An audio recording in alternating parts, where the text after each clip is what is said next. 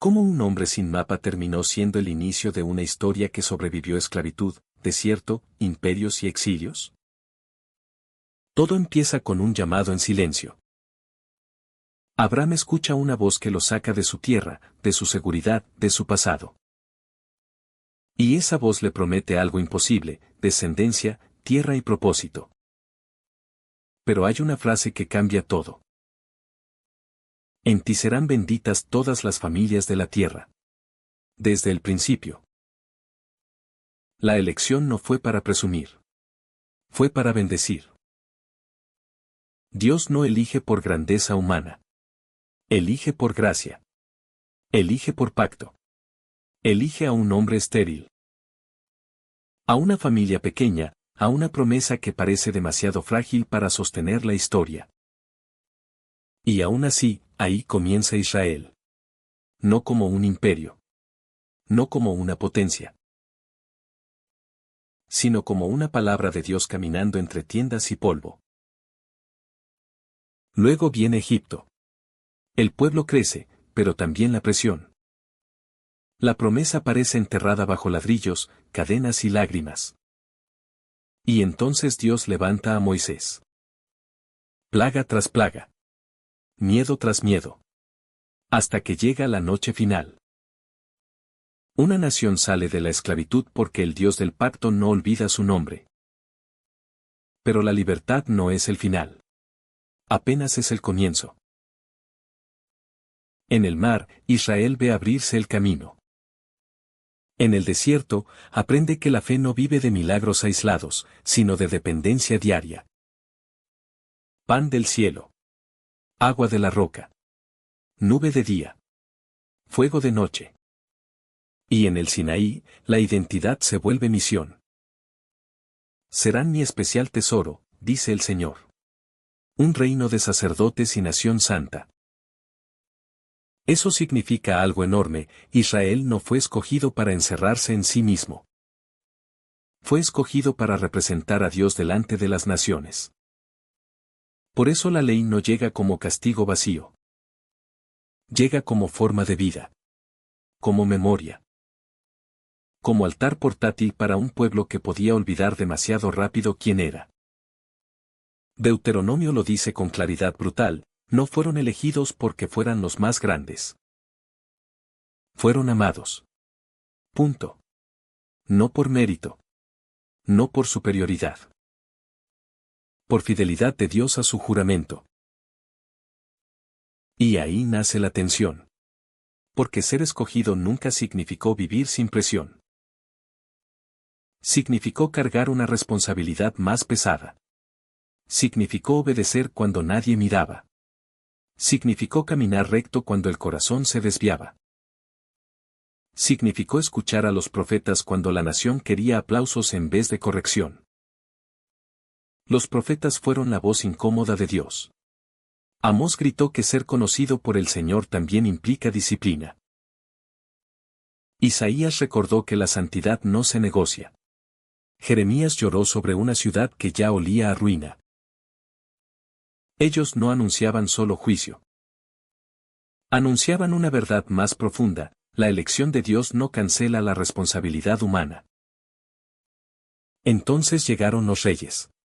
David, Salomón, gloria, templo, promesa. Pero también orgullo, división, idolatría y quebranto.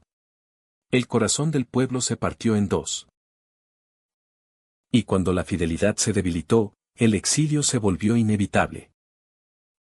587 a.C. Jerusalén arde.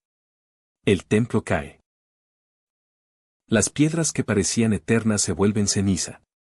Para cualquiera, ese momento habría sido el final. Pero la Biblia lo cuenta de otra manera. Lo llama crisis. Lo llama disciplina. Lo llama dolor. Pero no lo llama abandono. Porque incluso ahí, en medio de la ruina, Dios ya había hablado. Deuteronomio había anticipado la dispersión entre las naciones y también el regreso. Es como profecía en cámara lenta. Caer. Ser esparcidos. Llorar. Y aún así, oír una promesa de retorno. Y luego Jeremías sube todavía más la apuesta. Dios habla de un nuevo pacto con la casa de Israel y la casa de Judá. No dice, voy a borrar la historia. Dice, voy a escribirla más hondo. Ya no solo en piedra. En el corazón. Ezequiel ve algo que nadie quiere mirar, huesos secos en un valle. Restos. Silencio. Muerte. Pero Dios pregunta si esos huesos pueden vivir. Y la respuesta es el corazón de toda esperanza bíblica, sí, cuando Dios llama vida a lo que parecía terminado. Entonces Babilonia cae. Persia asciende. Y el pueblo vuelve a respirar futuro.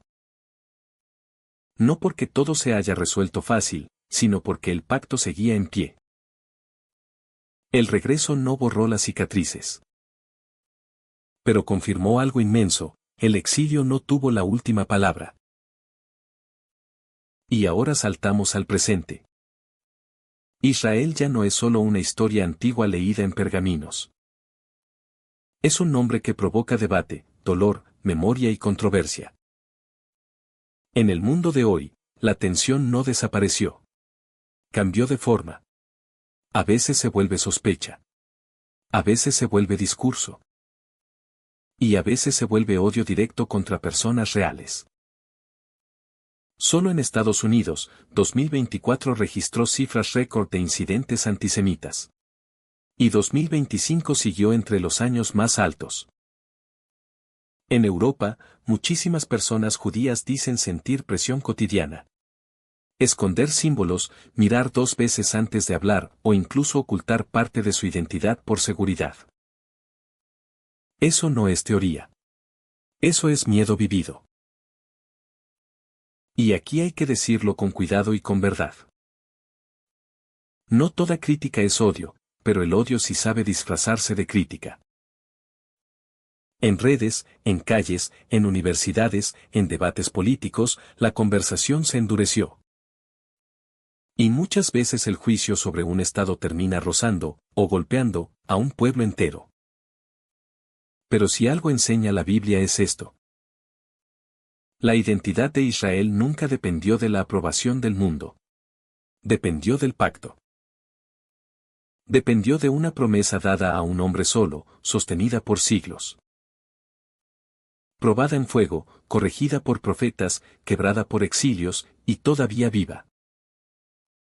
Ser escogidos nunca significó ser intocables. Significó ser llamados. Ser corregidos. Ser guardados. Ser testigos. Y, sobre todo, ser portadores de una esperanza que no muere cuando cae una ciudad. Ni cuando se apagan los templos, ni cuando el mundo vuelve a señalar. Por eso la historia de Israel no termina en la herida. Termina en fidelidad.